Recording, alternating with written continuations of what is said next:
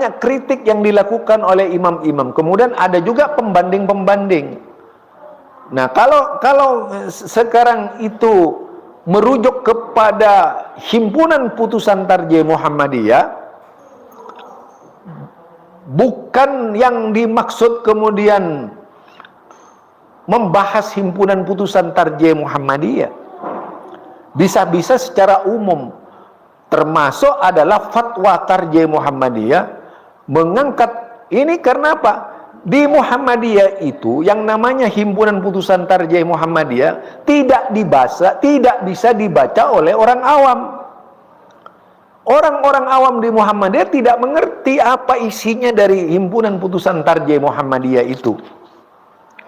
Nah, tentunya itu yang perlu dicermati terlebih dahulu. Kemudian, kalau dikatakan bahwa syarah himpunan putusan tarjih Muhammadiyah itu menjadi tema, itu juga tadi sudah saya katakan tidak benar. Dan kemudian ketika saya menggunakan kebesaran nama Muhammadiyah, lah, coba harusnya ini bercermin si doktor ini, bercermin benar gitu. Mengapa?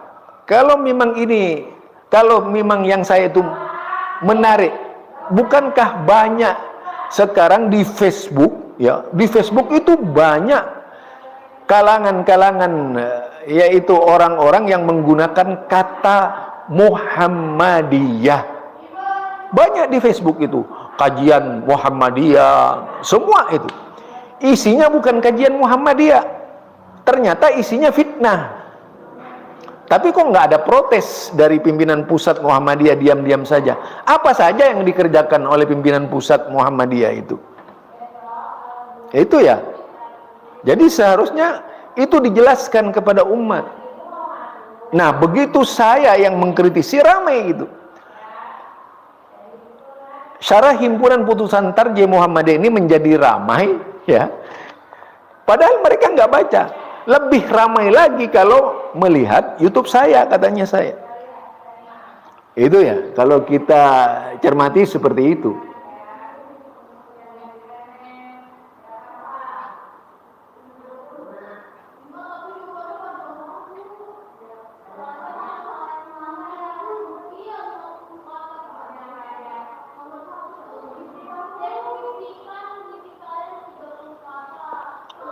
Iya.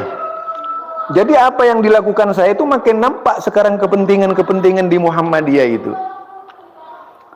Mereka itu adalah orang-orang yang tidak siap menerima dunia digital, ya, dunia modern itu. Mereka tidak siap dengan dunia modern yang lahir di Muhammadiyah ini gitu. Sehingga mereka ini di dalam perjalanannya dihadapkan kepada berbagai macam persoalan. Kalau memang mereka itu siap dengan Muhammadiyahnya sebagai intelektual, apalagi orang-orang terdidik, pandai, coba bayangkan, perguruan tinggi di Muhammadiyah itu banyak, ustadznya, itu kelas-kelas. Tapi mengapa kemudian santri-santrinya yang dibawa ini itu aneh-aneh orangnya? Malah tadi malam ada yang teriak-teriak Wahabi itu di grup Muhammadiyah. Orang Muhammadiyah teriak-teriak Wahabi. Sejak kapan muncul penyakit seperti itu, kok kronis banget gitu? Ada apa sebenarnya dengan Muhammadiyah gitu? Lah, mengapa kemudian ini mereka menjadi marah ramai-ramai kalau saya lihat? Karena membela Ustadz Adi Hidayat. Begitu besarnya arti Ustadz Adi Hidayat bagi mereka gitu. Walaupun salah sekalipun dianggap sebagai sebuah kebenaran. Ini taklid model baru di zaman sekarang ini. Ya, jadi taklid model baru yang sekarang ini terus terjadi di Muhammadiyah. Saya khawatir hari ini akan berlarut-larut ya. Teman saya saja itu rusak meninggalkan saya dan berlagak sombong itu. Saya nggak peduli juga dengan orang itu sekarang. Saya punya media dakwah tersendiri kok. Dia berlagak sombong sama saya. Bahkan itu mencela dan mencaci maki saya itu. karena sudah menjabat anggota, baru menjabat anggota Majelis Tabligh Pimpinan Pusat Muhammadiyah. Sombongnya ya ampun, itu nggak bisa ditanggulangi lagi gitu. Apalagi menjadi pimpinan pusat orang kayak gitu, hancur Muhammadiyah itu.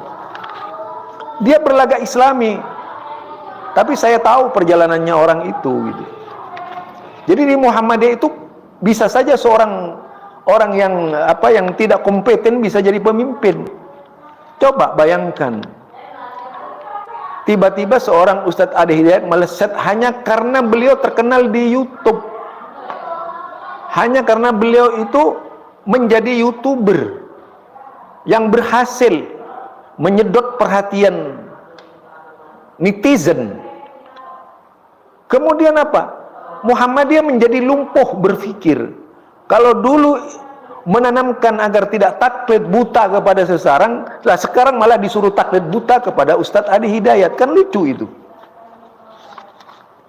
Jadi di situ kalau kita cermati ya, dari mereka, apa sebenarnya tujuan mereka ini masuk Muhammadiyah gitu.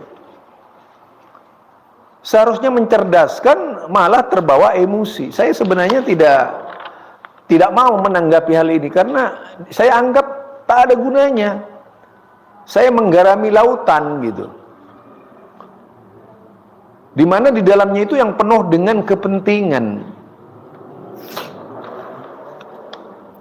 Kalau Muhammadiyah memang dianggap sebagai gerakan dakwah, memang sudah seharusnya yaitu benar-benar melakukan gerakan dakwah, membina yaitu para pemuda-pemuda Muhammadiyah agar bisa menjadi penghafal Quran, menjadi penghafal hadis dan sebagainya gitu.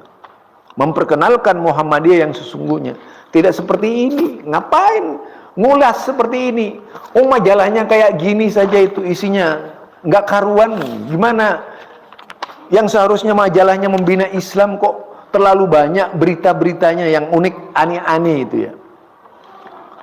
Kalau mau bikin berita yang berbobot apa sih? Kenapa sih? Itu kan lebih baik daripada berbicara fitnah. Ini lagi direkturnya ini. Judulnya Salafi. Dibaca aneh. Tidak membaca pandangan-pandangan Salafi secara utuh. Hanya ngikuti dari berita-berita itu dan terjemahan-terjemahan. Kalaupun ada, mungkin hanya sebatas sebatas untuk berita yang dibuat dalam direksinya itu. Jadi saya lihat memang tidak terlalu kualitas. Kalau saya membaca majalah-majalah yang berbobot dulu itu biasanya langsung menarik. Ya, ada majalah As-Sunnah, ada majalah banyak dulu itu ketika kita baca majalahnya, begitu bab pertama dibaca sudah menarik. Ini dibaca dari awal sampai akhir. Beritanya itu aneh-aneh gitu. Jadi menurut saya cara-cara seperti ini tidak akan berkembang lama di Muhammadiyah itu. Apa? Karena isinya ya lebih fokus kepada fitnah saja itu. Saya sejak dulu ngikuti ya dari majalah Tabligh Muhammadiyah ini. Sudah bertahun-tahun usianya tabligh ini yang saya ikuti. Memang tidak menarik ya. Apalagi kemudian memuat berita-berita kayak gitu.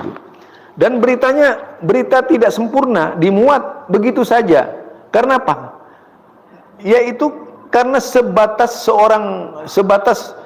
ingin dibaca tulisannya. Padahal isinya porak-poranda di dalam tuh. Ya, itu yang saya perhatikan. Mendingan kalau saya ya membaca majalah-majalah yang bobot, yang benar-benar berbicara Islam. Saya banyak mendapatkan kiriman majalah dari Kuwait, itu saya baca berbahasa Arab. Dari awal sudah menarik, karena mendidik saya berpikir tentang Islam yang sebenar-benarnya gitu. Kalau ini, kadang-kadang daur ulang, majalah yang sering daur ulang ya ini gitu. Yang setahun diulang lagi, setahun diulang lagi. Banyak majalah daur ulang ini di majalah Tabligh Muhammadiyah ini. Ada berapa daur ulang? Masalah Wahabi kadang-kadang menjadi daur ulang, diulang bekali, diulang gitu. Nah, fenomena pembicaraan seperti ini, tiba-tiba kalau tadi malam saya ketika berbicara dengan tokoh Muhammadiyah Kulon Progo, katanya itu orang Kulon Progo, dia pimpinan daerah Muhammadiyah Kulon Progo, majalah dari Majelis Tarjih Muhammadiyah Kulon Progo Yogyakarta, tapi omongannya persis organisasi tradisional. Bicaranya itu orang yang tidak terdidik, dia itu dari Majelis Tarjih Kulon Progo. Diajak ilmiah berbicara, lah malah kayak anak kecil teriak-teriak Wahabi, Wahabi, Wahabi.